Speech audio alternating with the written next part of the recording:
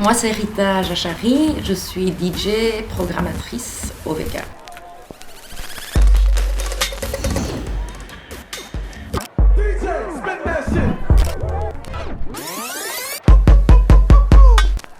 Quand j'étais en école secondaire, j'étais dans une école à Dansart, donc j'étais dans une école avec les enfants des artistes flamands.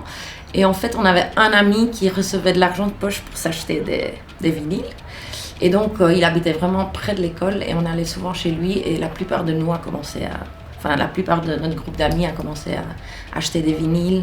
On organisait des soirées aussi après, donc voilà. Au début, je collectionnais des vinyles. Ça a pris un peu de temps j'ai pris un peu de temps à apprendre à mixer aussi, parce que c'est technique, surtout vinyle. Et puis, ça fait 5-6 ans que je mixe de plus en plus aussi en soirée.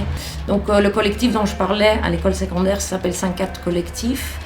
Et on organisait un peu des soirées partout à Bruxelles. Et on se rendait compte que dans les clubs, il n'y avait pas toujours une bonne sono. Pour nous, c'était vraiment important parce qu'on jouait beaucoup de bass music, de la dubstep, du reggae, du hip-hop. Et on s'est rendu compte que c'est super important d'avoir un bon son pour jouer cette musique-là.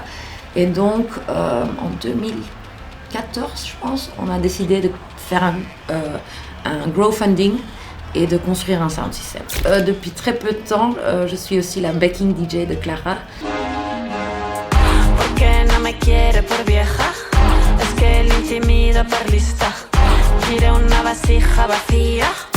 Ce qui est très chouette parce que c'est très différent d'être en équipe, de mixer pour quelqu'un qui chante. Les DJ sont souvent seuls derrière les platines et là c'est vraiment un travail d'équipe, donc c'est très chouette. Dans mes sets, vu que je joue plus en club, je joue plus clubby, je sais pas comment expliquer. Du coup je joue plus de nouvelles choses, beaucoup de dancehall ou des choses qui sont liées au rhythm dancehall. Et pour moi le plus important c'est de faire danser les gens, de faire découvrir des sons. Mais j'essaye de rester ouverte.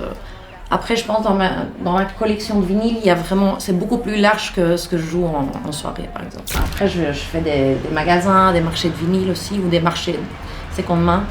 Je me rends aussi compte que quand je digue en vinyle, je vais faire beaucoup plus de découvertes inattendues, alors que quand on cherche online, on va déjà s'orienter vers des choses qu'on connaît, des gens qu'on connaît, donc il y a moins ce truc surprise, je pense. C'est pour ça que je veux vraiment continuer à faire les deux. Et je pense que quand on cherche online, je vais vraiment chercher aussi avec le but de jouer ça en soirée, alors que quand j'achète des vinyles, c'est plus pour écouter à la maison, donc c'est pas forcément des choses que je vais utiliser dans les sets.